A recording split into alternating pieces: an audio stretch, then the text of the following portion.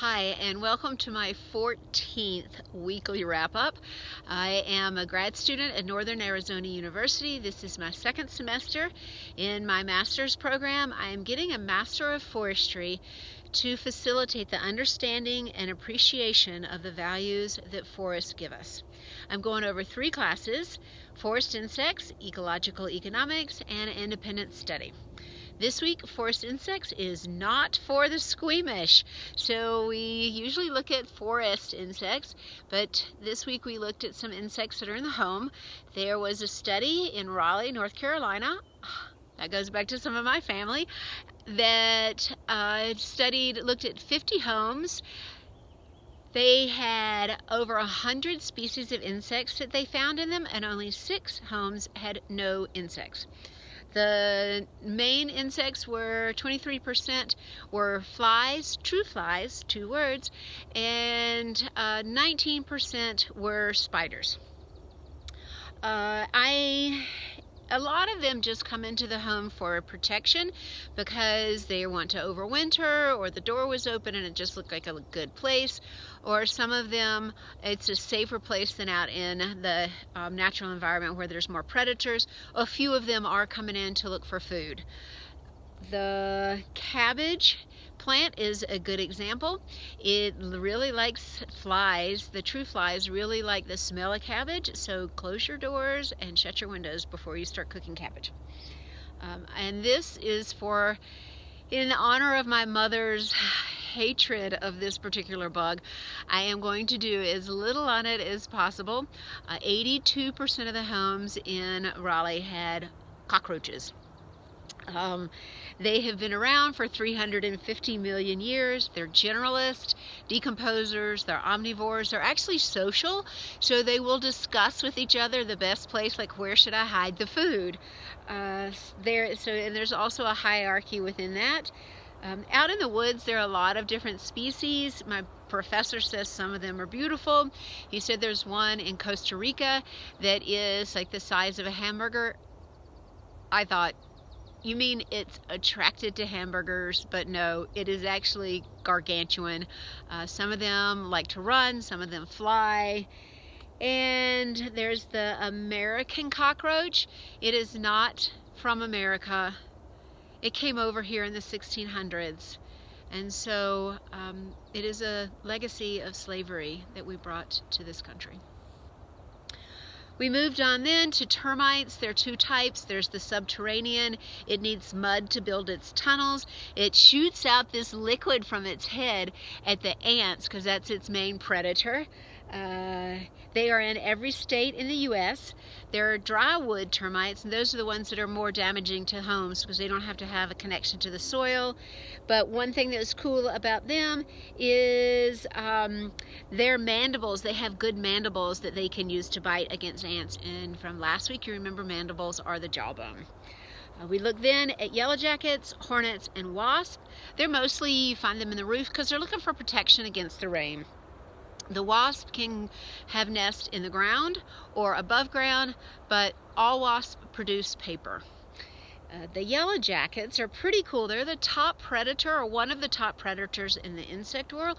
So they're an excellent biological control agent against things like aphids. They also can be a pollinator. Basically, they look a lot for protein, like any other top predator does.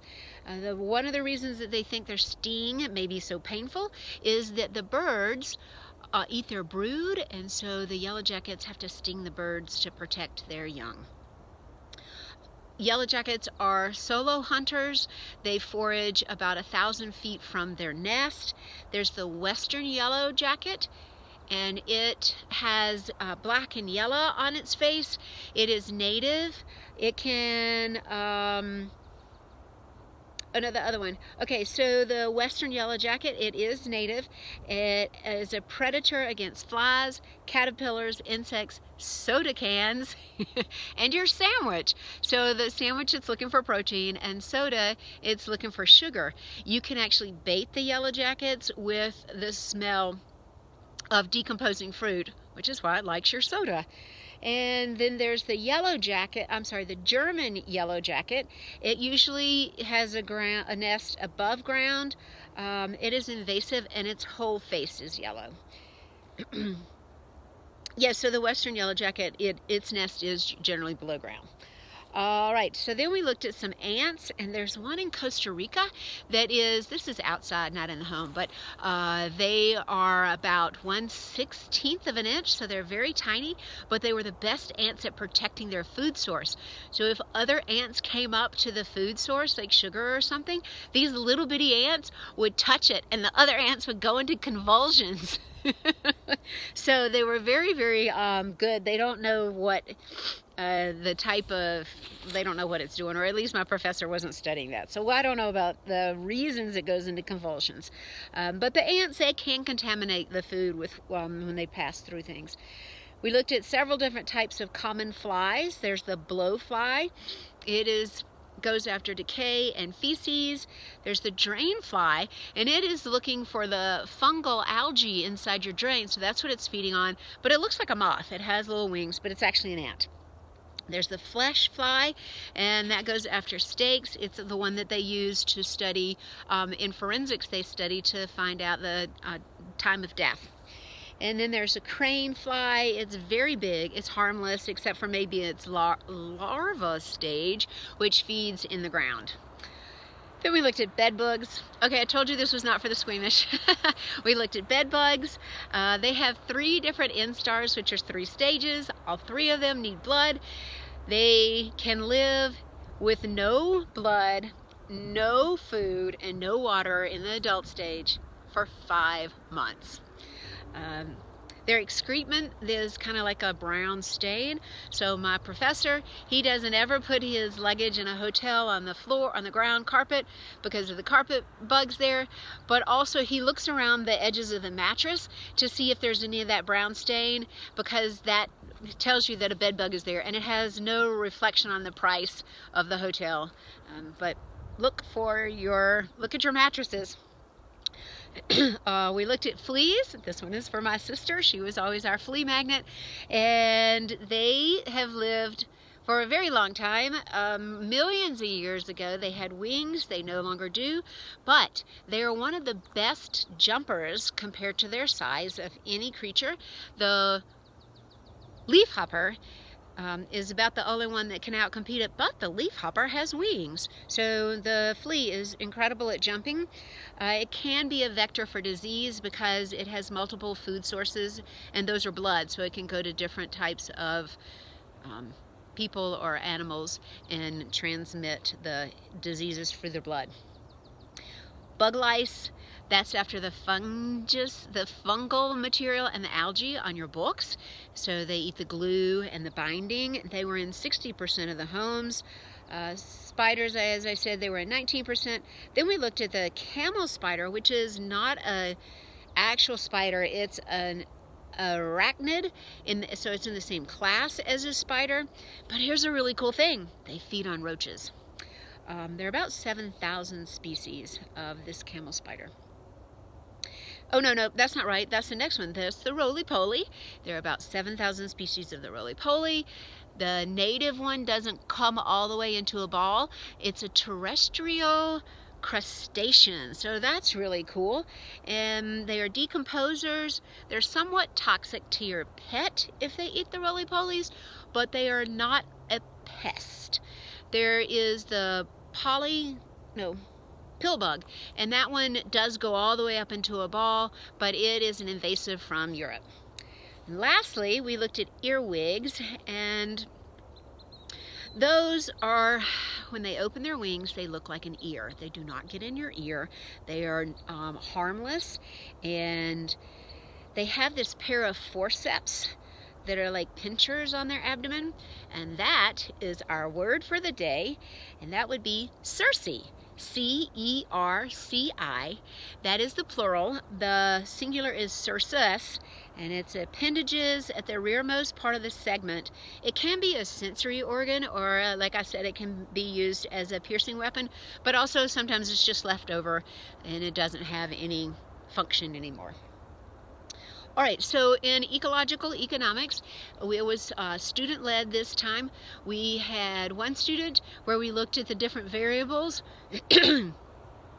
of timber harvesting and stumpage prices. The thing I was most impressed with was the interconnectedness. We looked at an area in Minnesota with public land and the timing of when they open up the contracts.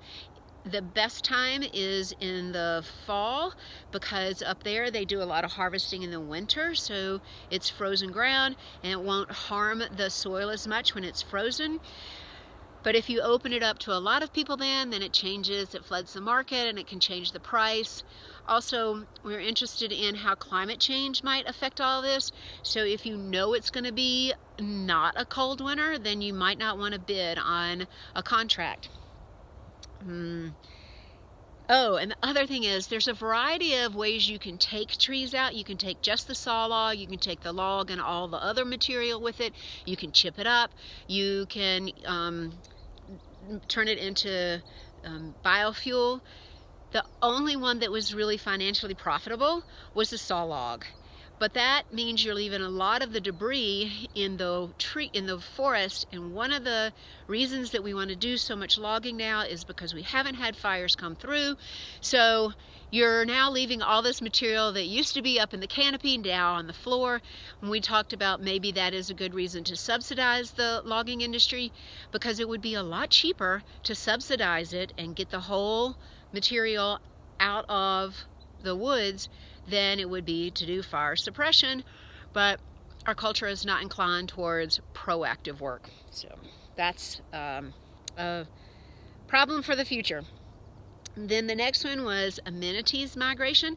That was my talk on wilderness and how wildernesses and particularly wilderness and natural monuments are a real attractant to people coming there, particularly now with Zoom towns where you can move and live anywhere.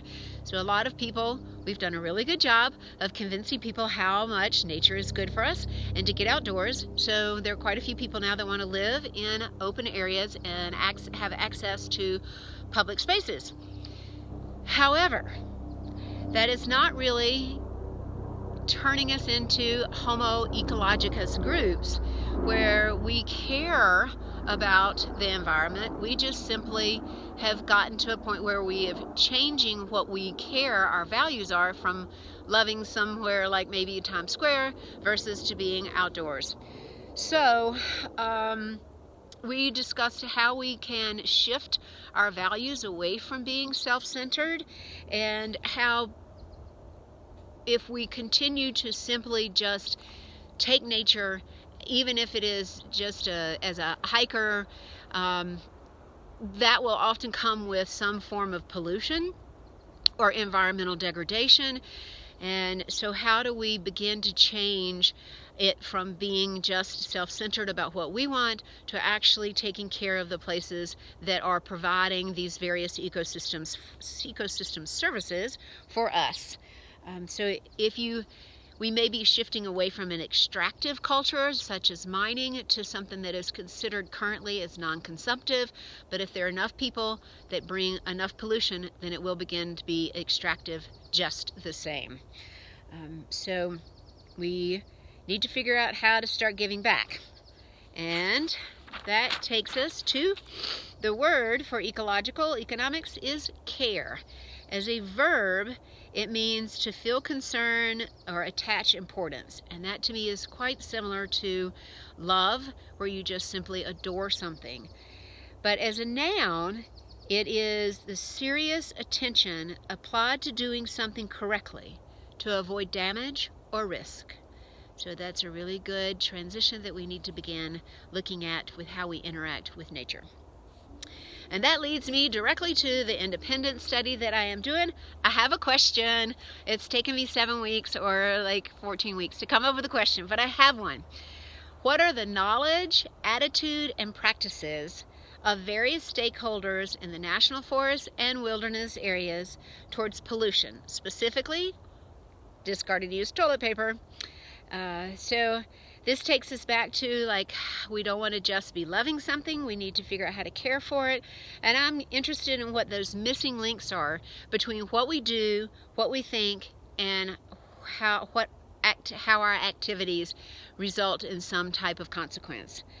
I'm interested if I can identify the various values that people have. Can it be a leverage point for changing behavior?